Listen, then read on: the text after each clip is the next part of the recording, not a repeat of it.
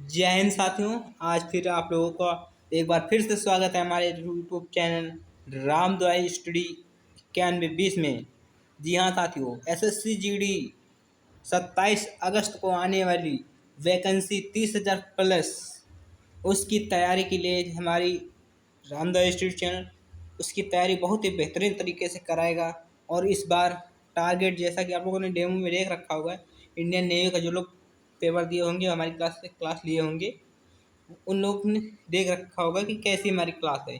कि हमने नेवी के हर शिफ्ट में 70 से 80% के बीच पेपर फंसा ही दिया है। और तो हमारा भी यही टारगेट रहेगा हमारा एसएससी जीडी में। और ये आपकी जो बैच है जो चालू हो रही, खासकर ये हर परीक्षा के लिए हो रही है।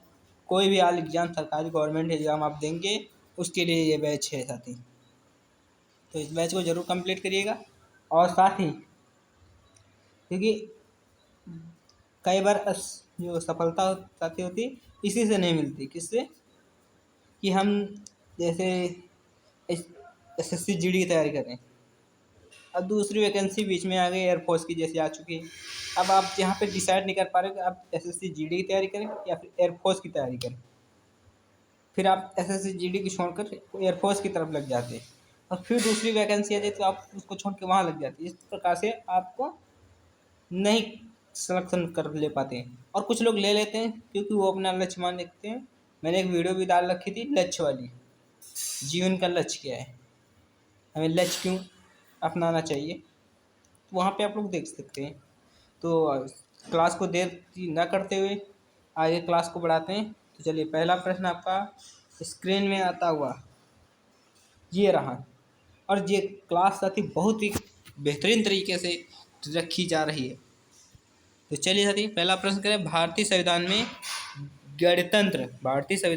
गणतंत्र की अवधारणा निम्नलिखित में से किस देश के संविधान से ली गई है? साथी, गणतंत्र की अवधारणा है किस देश के संविधान से ली गई, ये पूछ रहा है इस प्रश्न में। जितने भी साथी को पता मालूम हो तो वो कमेंट में बताएंगे। हाँ, तो साथी ये आपकी फ्रांस से ली गई। कहाँ से ली गई?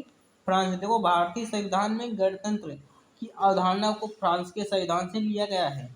गणतंत्र का अर्थ है जनता के लिए। जो गणतंत्र है, इसका आपका अर्थ क्या है, मैंने इसका मतलब निकालना होगा साथी। ये गणतंत्र है क्या चीज? तो गणतंत्र का जो अर्थ है साथी, वो ये है जनता के लिए जनता द्वारा शासन। जनता के लिए जनता द्वारा शासन, गणतंत्र। जैसे आप लोग को लोकसभा चुनाव होता है, लोकतंत्र, जिसे क्या कहते हैं, लोकतांत्रिक। यानी और लोकतांत्रिक होता क्या है? लोगों के द्वारा चुनी गई, लोगों के लिए लोगों की सरकार, ये होता है ना। यानी ये जो आपकी लोकसभा अध्यक्ष, जो लोकसभा सरकार होती है, सॉरी, लोकतांत्रिक सरकार, ये लोगों द्वारा चुनी जाती है, मतदान किया जाता है, लोगों की होती है। लोग जो होते हैं, जनता नागरिक, अपने मन से चुनते हुए हैं, जिससे भी चुनते हैं। और ये लोगों के लिए ही बनती है सरकार। वैसे गणतंत्र है आपका जनता के लिए जनता द्वारा शासन। चलिए आगे चलते हैं साथी। अगला प्रश्न देख, सॉरी साथी, इसकी थोड़ा और व्याख्या कर लेते, बात कर लेते, इसी की थोड़ी बात और कर लेते। तो इसकी बात ये रही साथी, भारत एक गणतंत्र है क्योंकि इसमें एक लोकतांत्रिक सरकार है। देखो, यहाँ लोकतांत्रिक सरकार की भी बात हो चुकी है। यह एक लोकतांत्रिक सरकार है। इसका मुखिया जनता द्वारा निर्वाचित किया जाता है। यानी इसकी जो सरकार है साथी, ये जनता द्वारा ही चुनी जाती है, मतदान करके। ये होता है। और देखो, जापान जो है साथी, आपको वहाँ की जो है विविध द्वारा स्थापित प्रक्रिया है जापान की। जर्मनी की बात करें तो वहाँ आपातकालीन के दौरान मूल अधिकारियों का नियंत्रण किया जाता है, वो सरकार बनती है। और ऑस्ट्रेलिया की बात करें तो वहाँ की बात तो प्रस्तावना की भाषा ली गई है। ऑस्ट्रेलिया से जो लिया गया है, प्रस्तावना की भाषा ली गई है। किसी प्रस्तावना की भाषा संसद के दोनों सदनों की संयुक्त बैठक ली गई है। समोच्च सूची, शक्तियों का विभाजन, ये सब संविधान ऑस्ट्रेलिया के संविधान से लिया गया है। और यही भी बात करें जापान के संविधान की, तो जापान के संविधान से लिया गया व्यक्ति द्वारा स्थापित प्रक्रिया है। जब तक ये जापान के संविधान से लिया गया। यहाँ पे जर्मनी की अगर बात करें तो जर्मनी जो साथी है, वहाँ से जो लिया गया वो आपातकालीन के दौरान मूल अधिकारियों का निलंबन करना, ये जापान से लिया गया, सॉरी जर्मनी से लिया गया। समझ गए होंगे आप लोग कहाँ से क्या लिया गया, गणतंत्र है क्या चीज़। तो चलिए अगला प्रश्न देखते हैं। ये देखिए, मैं ऐसे एक क्वेश्चन को इस तरह लैंग्वेज चेंज करके आपको बताता हूँ, घुमा फिरा के सारी लैंग्वेज आपको बता देता हूँ, जिससे कि इतनी टाइम पर जो है एग्जामिनर होता है वो लैंग्वेज घुमा के प्रश्न पूछ रहा है उसमें, हर शिफ्ट में, हर परीक्षा में। तो मैं हर लैंग्वेज में आपको समझा रहा हूँ, आप लोग समझिएगा और रटिए, अपना समझिए और तब करिए, याद कीजिए। देखो भारत, अगला प्रश्न देखते, कह रहा भारतीय संविधान में संविधान संशोधन की अवधारणा से किस देश के संविधान से ली गई, यानी संशोधन प्रक्रिया है ये किस देश से ली गई है। संशोधन आप लोगों ने पढ़ा होगा कितनी बार हो चुका है, और संशोधन होता कैसा है, कैसे है, क्या कोई राजा आके कर देता संशोधन? नहीं, हम ही, जनता ही उसका संशोधन करती है।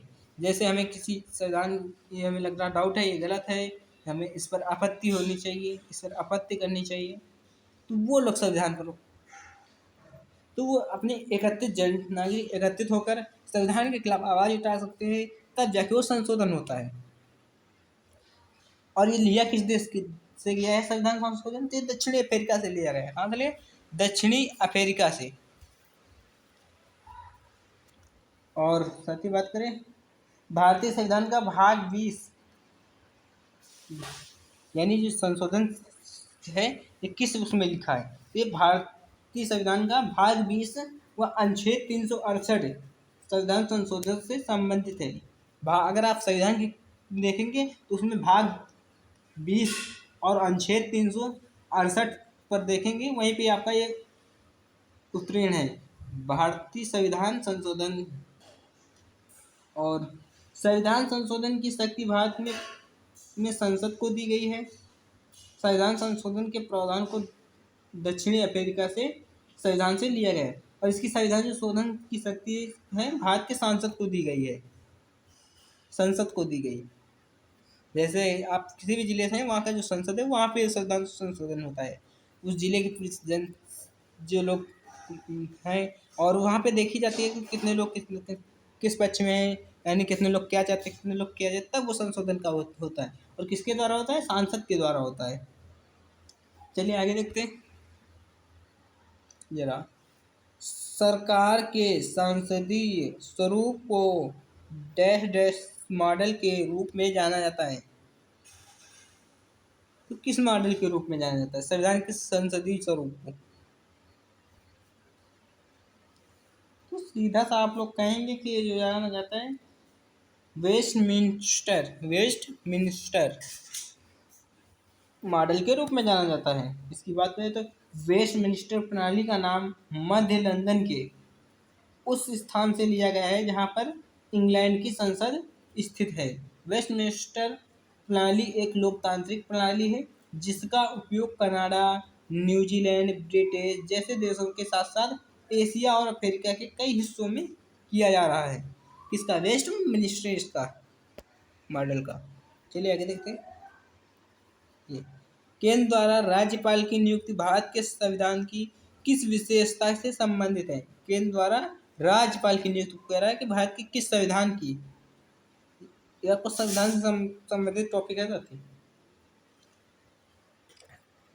किस रूप से किया गया है? केंद्र द्वारा राज्यपाल की नियुक्ति भारत के संविधान की किस विशेषता से संबंधित है? तो आप कहेंगे कि एकात्मक प्रणाली से। किससे? एकात्मक प्रणाली से। एकात्मक प्रणाली होती है केंद्र द्वारा राज्य के राज्यपालों की नियुक्ति का प्रावधान कनाडा के संविधान से लिया गया है। ये कहाँ से लिया है? कनाडा के संविधान से लिया गया है। जो राज्यपाल की नियुक्ति है केंद्र द्वारा, कनाडा के संविधान से लिया गया है। अनुच्छेद 155 में राष्ट्रपति द्वारा राज्यपाल की नियुक्ति का प्रावधान है। अनुच्छेद 155 में अगर आप देखेंगे तो वहां पर आपको मिल जाएगा राष्ट्रपति द्वारा राज्यपाल की नियुक्ति का प्रावधान। उत्तर प्रदेश की राज्यपाल सरोजिनी नायडू भारत की पहली महिला राज्यपाल थी। अगर यहाँ पे एक प्रश्न और मिल गया था कि उत्तर प्रदेश की जो प्रथम महिला राज्यपाल थी वो सरोजिनी नायडू थी। ये प्रथम महिला राज्यपाल थी, यानी पहली राज्यपाल महिला थी। और ये कहाँ की थी? उत्तर प्रदेश की। चलिए आगे देखते हैं।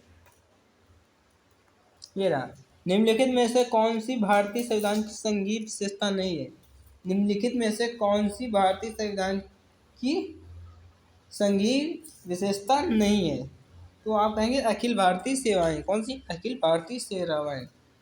सेवाएं अखिल भारतीय सेवाएं एकल नागरिकता है, आपातकाल तथा एक चुनाव आयोग, ये सभी भारतीय संविधान की एकात्मक विशेषता है। क्या? अखिल भारतीय सेवा। इनके अंदर आपके साथ ही 3 चीजें आती हैं, IAS, IPS, IFS। IAS, IPS और IFS, ये 3 आती हैं।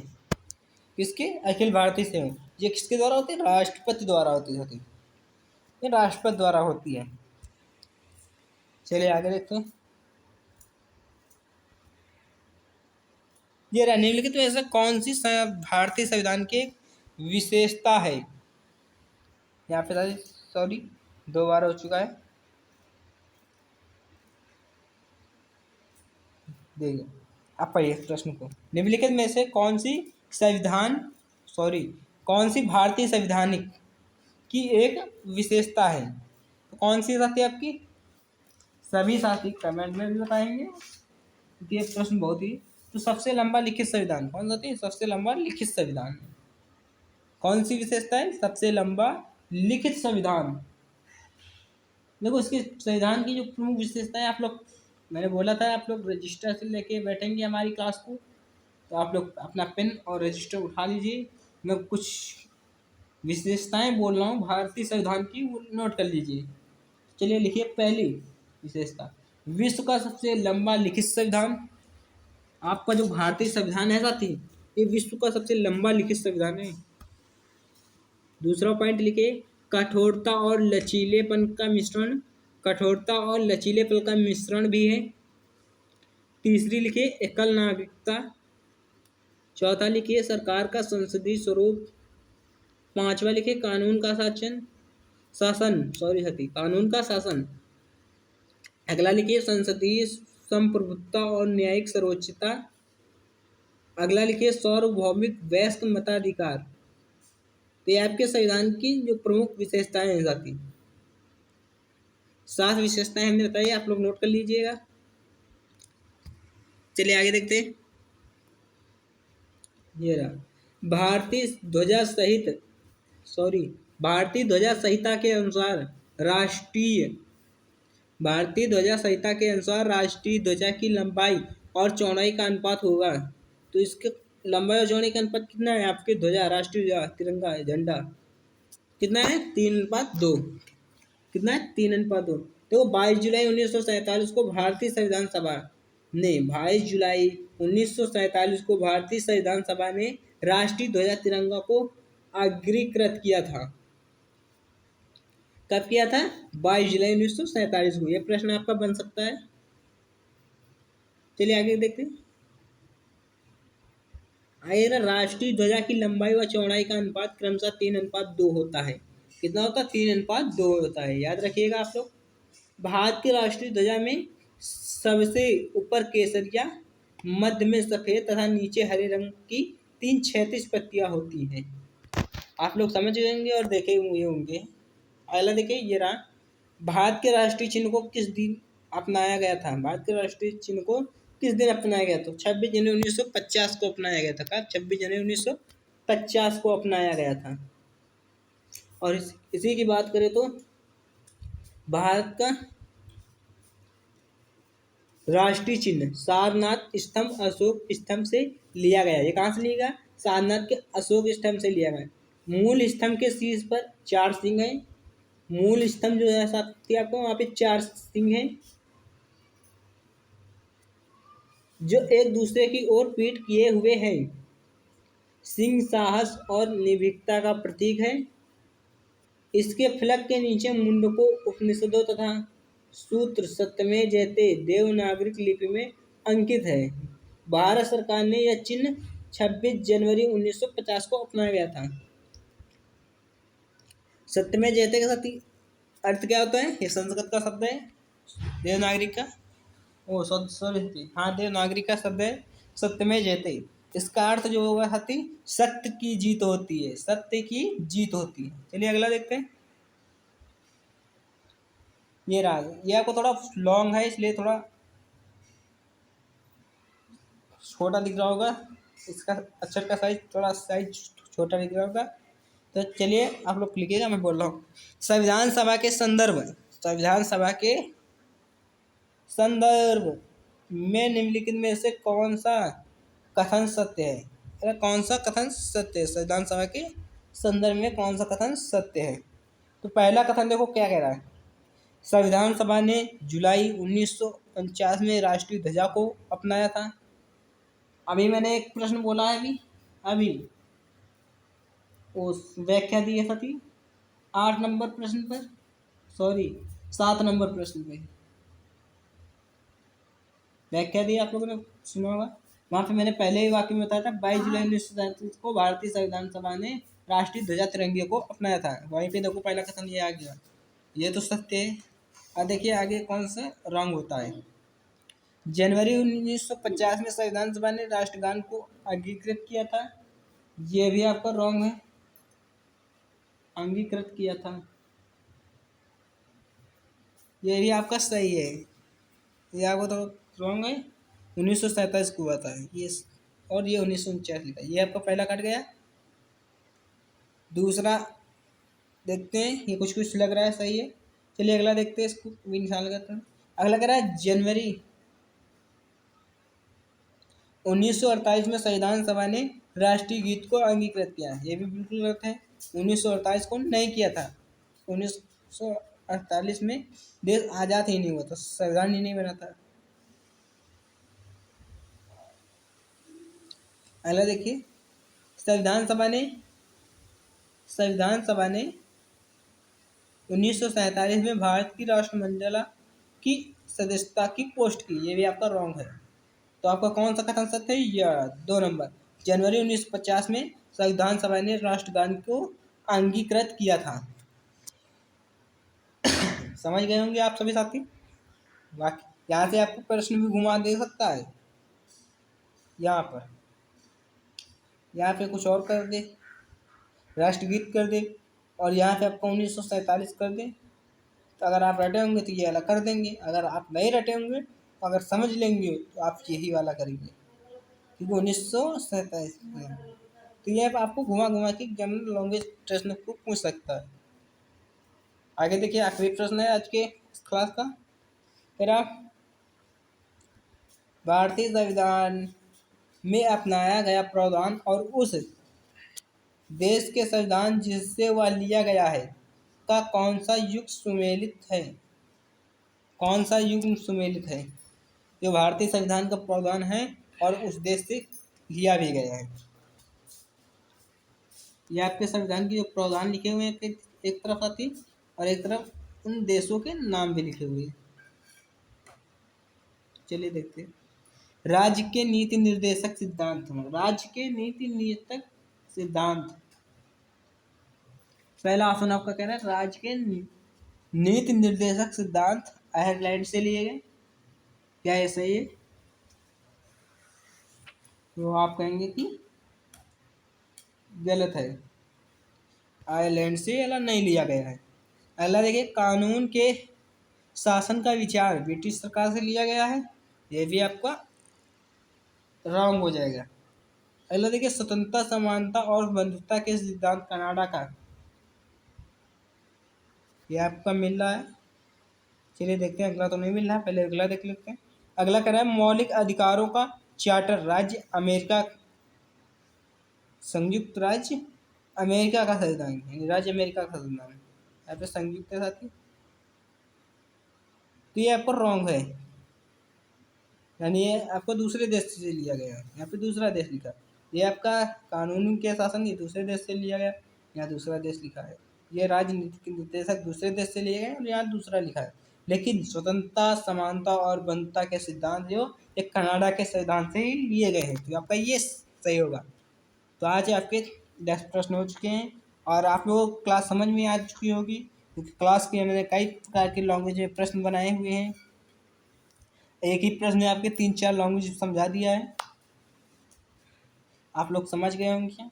तो इस बार हमारा भी टारगेट जरूर पूरा होगा। 70 से 80% पेपर हमारा एसएससी जीडी का जरूर फंसेगा और ये हर परीक्षा के लिए उपयोगी है। तो आप लोग जरूर तैयारी कीजिएगा। जय हिंद। अगर आप एसएससी जीडी की तैयारी कर रहे हैं तो कमेंट में बता दीजिएगा। अगर आप लोग अन्य किसी परीक्षा की तैयारी कर रहे हैं तो भी कमेंट बताइएगा, क्योंकि ये क्लास हर कैंडिडेट, हर विद्यार्थी के लिए महत्वपूर्ण है। ये इस क्लास के हर प्रश्न हर एग्जाम में पूछे जा सकते हैं। तो जय हिंद। आज के इतना ही रहा।